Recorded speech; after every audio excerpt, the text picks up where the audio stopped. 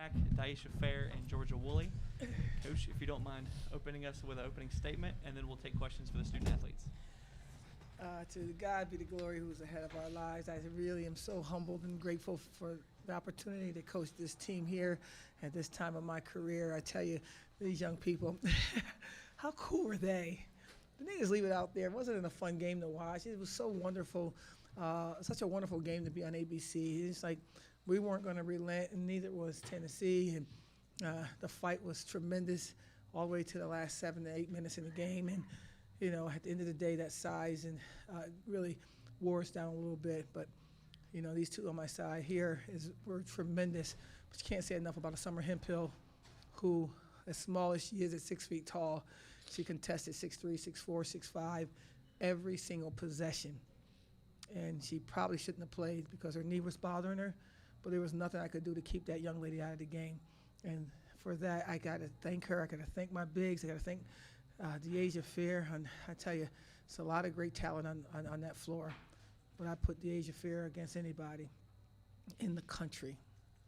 And I mean that with a thought process. She's a special player. And this rookie over here, 3 years, I think we'll be back here soon because these two right here are just an incredible group of people. So for that, I thank Tennessee. I thank NCAA for seeing fit to allow us to be a part of this opportunity. And we are humble. We learned. We grew. We never lose. We either win or we learn. And we won today because these young people showed a lot of heart, a lot of fight, and their story was told in a matter of 40 minutes. And it was great to sit there and witness it. Thank you, Coach. We'll now open up for questions for student athletes right here in front on the right. Daisha, Ray Burrell was singing your praises. Coach Kelly Harper, too, just one of the toughest players they've gone against. I mean, saying you can get your shot when you want it, and all you can do is hope to force you into some kind of tough shot. I mean, from where I'm sitting, you look like an SEC guard. You could compete at any conference in the country. Just does that give you a little comfort to know that your game was tremendously recognized here? I mean, if I'm being honest, no. But I appreciate everything. I appreciate all the compliments and all the recognition.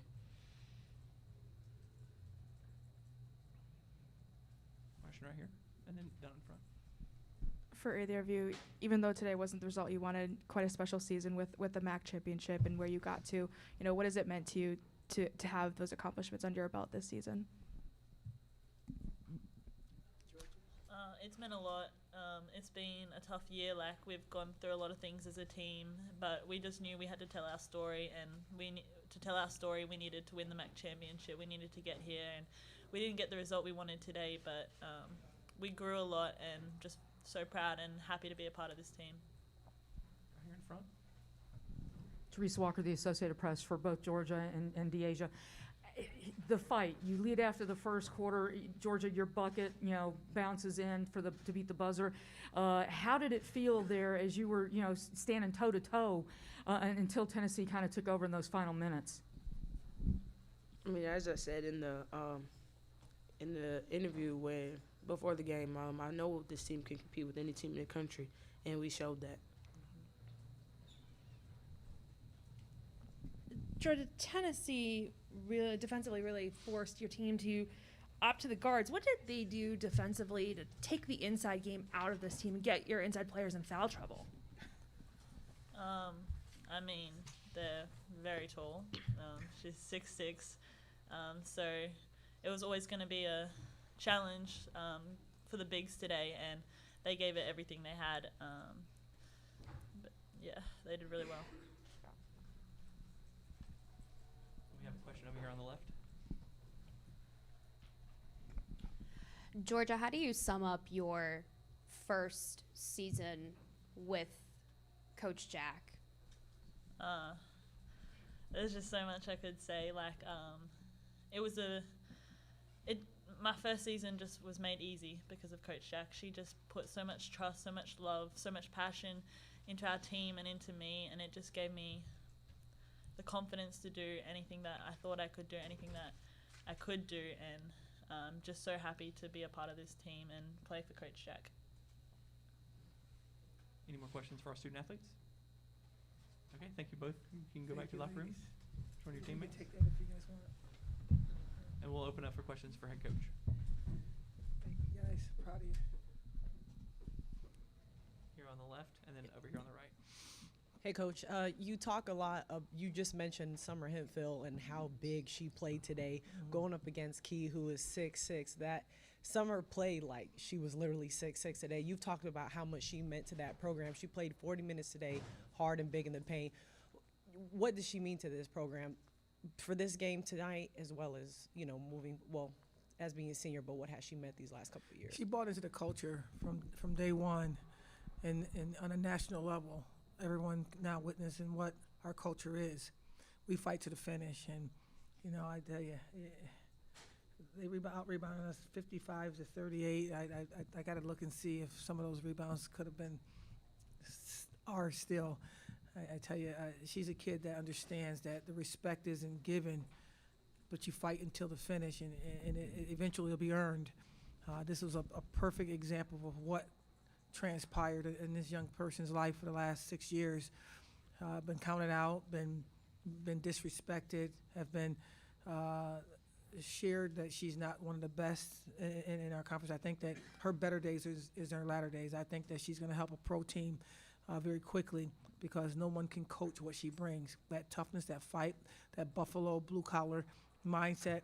And the reason why we had such success in my tenure is because Summer Hempfield was with me for 6 years, and I am so I'm so mad that she doesn't get the respect that she deserves. But I'm so humbled that she just keeps taking it on the chin and just keeps saying, "Coach, whatever's for me is going to be for me. We're just not going to quit." Love that kid. Love that young lady. Here on the right. Maria Cornelius, 247 Sports, Tennessee. Tennessee got the start it wanted. Obviously, the 6-0 start, crowd behind it. You called that timeout and just absolutely flipped the script. What did you convey to your team in that timeout? Well, it was 8-0 at one point, and I just shared with them. I said, "We are right there. We are right there." I said, "The next time out, we need to be tied or ahead. Anything else we need to say? No." You don't get emotional with that. You don't bring attention to what they did. You bring attention to what you're supposed to do next. And at the end of that quarter, that 4-minute segment, the score was 8-7 before the timeout was called again. So we got close, but we didn't reach the goal. Players like that and teams like that and the level like that, they're gonna get their runs. And I thought that we had one more run in us, and unfortunately, it didn't work out the way we wanted to, and those rebounds, we didn't count on them to be the best free throw shooter in the country. I wish they would have stayed with their statistic of being a poor free throw shooting team, because we needed some kind of luck. But at the end of the day, you got to have fun with this game, and you got to laugh a little bit and make fun. But when you're talking with young people that really going to be future, pros, future nurses, future doctors, future. You don't talk about the problem, you talk about the solution. And I thought they really stood the test of the fans in that first segment and really countered with who they were and who they are as a blue-collar team that fight to the finish. Over here on the left.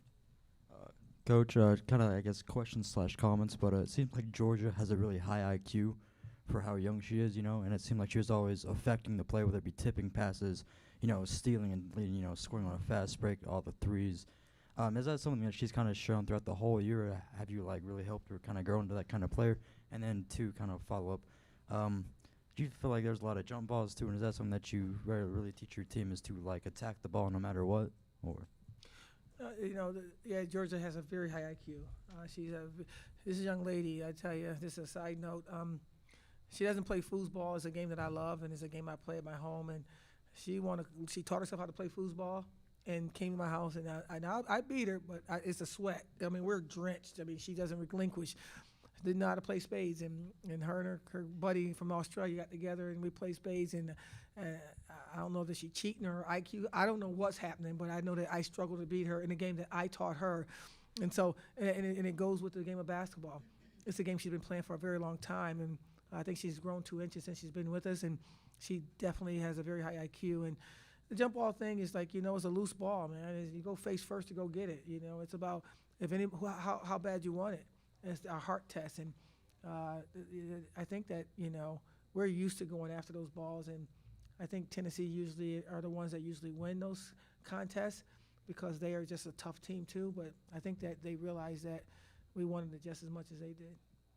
Here on the right. Cora Hall, the Knoxville News Sentinel.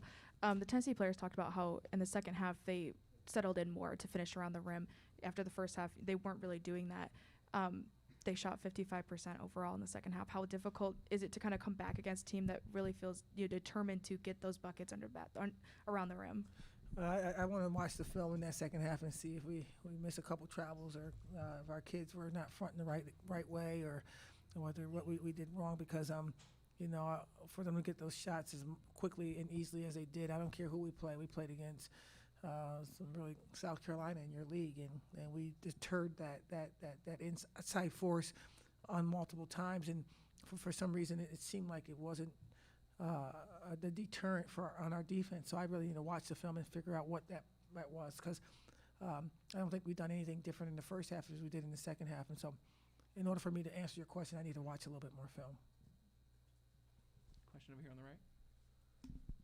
Felicia, what is the legacy that this year's team is going to leave with the UB basketball program? There's 3 words: we fight on. And, that's what I put out there in social media from the day one. This team been so resilient. It's playing in a tournament out in the Bahamas, and first game of the season is against the number 1 team in the country.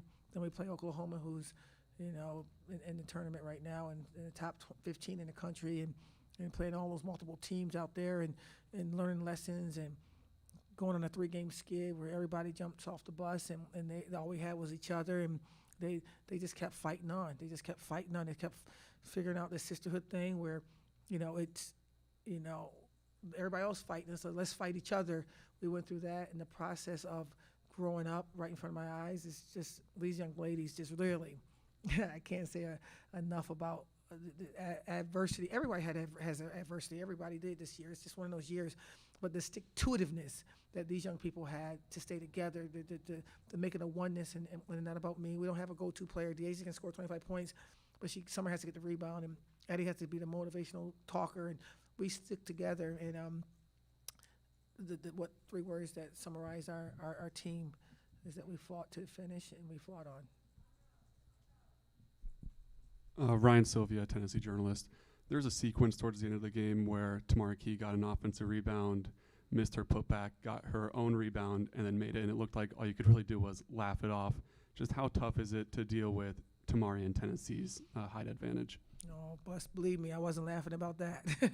I was laughing about the fact that, I thought we had a good position to have a box out, and I'm not certain if that was clear or not. And so I just think that there's some incredible plays. I think I'm terrible with names. And she was number 2. Was it? Who's tomorrow's number? She played actually with our player over at their previous institution at Troy. And I say if she gets a rebound, then that's a laughable moment because there's nothing we can do to stop that kid. That's a rebounding juggernaut. And I really have a lot of respect for all of them, actually. But that young lady right there, I don't know what she ended up in rebounding, but I thought she literally jumped over one of my kids. I'm like, DeAsia, you got to just stand taller or something. But what a great team you guys have. What a great thing you can do is represent this amazing program you have here at Tennessee. Here on the right. Felicia, as for the future, there is a job open at Syracuse at your alma mater. Are you interested, or is it too soon to even start thinking about that yet? This is our team right here, and we're absolutely focused on Buffalo. And we're going to, get through this season with our team here. I told them it will never be a conversation about any other school until we finish the job here. And we're still not finished. We haven't celebrated here yet. And so I'm here with Buffalo, and Buffalo's my job. And I work for Mark Allnut, and President Tripathi is my president. And that's all we can talk about at this time. Last question for Coach down here in front. Coach, when the brackets got announced last Sunday and Buffalo slid into Tennessee, my first thought was, oh, my goodness, what a matchup that's going to be. Kelly was just in here talking about she wasn't comfortable going into this game at all. I mean, she was nervous about it and understood. What have you done there in your time there to make Buffalo such a respected team where even national people were picking this as a possible upset? How did you accomplish that there? Well, I was allowed to be me. You know, I have a great boss who understands that I'm a fiery person, and my passion is misconstrued as overreactiveness and too much, and some other keywords that people use against my name and my work, my ability to want something that belongs to us. And he's allowed me to be me. He has allowed me to be as authentic as I can be, and these young people fed off of that. And they understand that, you know, defense is our mantra. You just don't want, nobody can come in our home and go up in our attic and take our furniture. No, we're going to stop you at the door, and because that's, to me, is a microcosm of life. And I was allowed to be that. You know, my other previous jobs, it was very questioning. It was always questioned, wondered what if somebody said that, and to be able to be your whole self, I think everybody can become. Same with the young lady that was my point guard, Dominique Camp. You know, I was told by her coaches, she's not a good player and she's not going to be able to be a great player at your institution. Well, every kid has wings. All you got to do is give them permission to flap them, and maybe they'll fly or maybe they fail, but they can become. And I was allowed to be my authentic self at Buffalo. And because of that, first I give God the glory, but I also give Mark Allnut total credit for allowing me to just be this crazy, passionate, apologetic self. Sometimes when I chase officials around the gym, those things got to stop, and I've created that stoppage. But I am so grateful that I work for somebody that allowed me to be me. Thank you, Coach, for joining us. Thank you so much for all you do for women's basketball.